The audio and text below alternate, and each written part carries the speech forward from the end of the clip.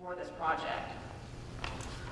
Case study number 2, I wanted to talk about 2 different water saving methods, irrigation design and water harvesting. And we know that the MS4 permits that are coming, they have so many testing requirements, and a lot of the civil engineers we've been talking to say, we can't do this on the site. This is, our site can't handle this. It's not large enough. Well, that's why there's so many different best management practices, because it doesn't have to all be handled on the site.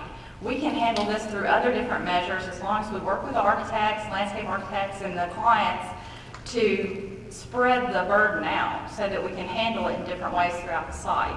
So that's why we're talking about irrigation design and water harvesting and how these can protect our rivers ultimately.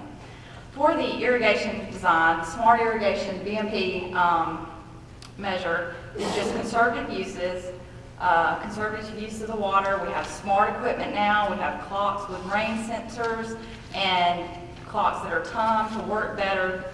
This equipment has been constantly promoting itself, improving itself through vast studies and things like that. They've been working to lower their volume in the irrigation and smarter heads and smarter drip line emitter systems. The rainwater harvesting and reuse, the collection and storing of rainwater on site for irrigation use. This is also another way that we're not tapping into those water resources. We pay precious dollars to cleanse our water, and we need to use that for potable water means, not for non-potable water means, which is our irrigation. So using harvested rainwater in lieu of tapping into a city system is a much smarter way to use our stormwater.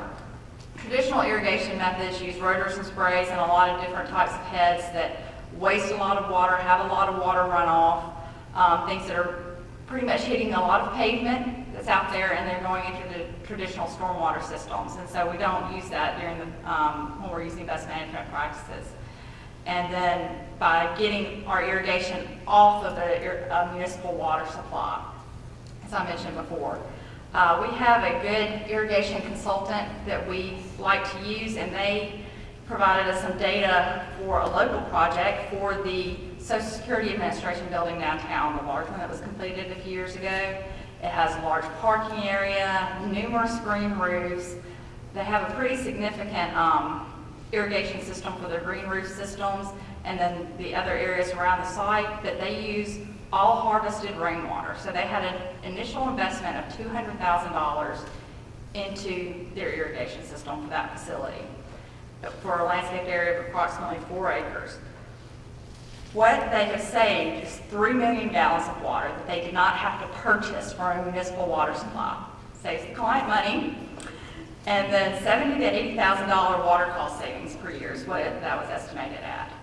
Also, it had a 2.5-year payback, and they've used that as a promotional tool that is what we call an immeasurable return. Those are things that you can't really quantify how much money that is saving the client, and just in the promotion of their building for that aspect and the marketability that they get from that, and points towards LEED accreditation, which relates to that. The water harvesting cost analysis, what they've this is a different local project that we were given numbers on, but it's based on the quantitative return. And so you see for more of a residential type application that with an estimated 30,000 gallons of water saved each year. So it's a much smaller site than the Social Security Administration building. So small office buildings, residential sites that you see without having to pay your typical water and sewer rates, a payback of about 4 to 8 years. And if you're only using your water rates, because sometimes in this in Jefferson County we can get the sewer rates dropped from the irrigation supply by paying for a separate meter up front. But if you didn't have to worry about that, it would be an 8 to 16-year payback on the irrigation system. But that's when you're not tapping into a municipal water source for that. And then, of course, our measurable returns on that are protecting precious water reservoirs, not pulling water out of that aquifer and out of that water that's been treated. Another slide that I wanted to kind of include in this is something Jess mentioned earlier with the porous paving and numbers on that. We have a recent application that we've done actually at the Railroad Park downtown Birmingham that's being installed now. is porous paving. These are numbers that we have gotten back that have been constructed that are actually working, is for pedestrian walks. We had used a resin modified paving, and it came in cheaper by about $1 square foot than concrete walks. And so we have the pervious paving there, and then also using grid stabilizers, the plastic stabilizers, underneath your turf areas.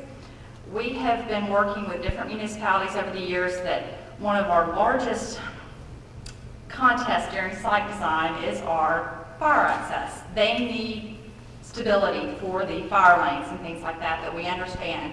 We have been working with several different product suppliers to give us case studies so that we can work with municipalities and show them the case studies, show them these applications of how those different types of products can be used. They cost less than concrete, we know that, but making sure that they meet the needs that the municipalities have for access. So we have 2 different suppliers that we work with quite often that are working on getting us verification of that, so that when we go to work on these projects and work with the municipalities, that we have the information we need to show them so that all of the safety factors are covered, and it's not only a budget but a safety issue as well.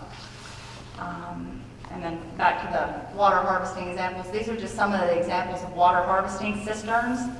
These are the cisterns at the Children's Zoo. When we did this project back in 2003, we actually had to have these fabricated in Texas and shipped here, so they cost a bit more. Since that time, we have 2 excellent metal companies in town that have perfected cistern making. So when you need a large cistern, we have fiberglass underground cistern providers that are available locally, so it costs a lot less than it did several years ago. We also have the above ground metal cisterns that are much more affordable than they used to be. And then another way that we used water harvesting is the dechannelization of the creek at Homewood Central Park. This was an amenity for the site, water feature for the site, and then we also store in one basin within the middle of the creek the irrigation water that's needed for the lawn area and other areas throughout the park that we irrigate. So we're able to use that amenity as well, and these are different types of water harvesting studies. Okay, one of the things that we have been asked about, one of the other things that we've been asked about is a case study showing more than one different type of best management practice. And this is something that is kind of lacking locally and in the state to show how all of these measures can be done. This is a chart that's from the LID, the EPA website, that gives various subdivision developments around the country and shows their conventional development costs versus their LID cost and the cost difference and payback methods of that. But the closest one to Birmingham that has all this comprehensive study done is Gap Creek subdivision in Sherwood, Arkansas. And they had a number of LID concepts that they used and traditional methods that they eliminated from the site.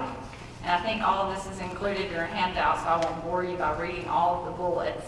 But needless to say, they saved money. They quantified a lot of their savings, and then they had a significant amount of immeasurable return with the marketability and the reduced runoff and faster lot sales. These were just places, this was a place people wanted to be. So they had no problem with marketing the area. That was good not only for the developer of the subdivision, but for the municipality, the city that it was in as well.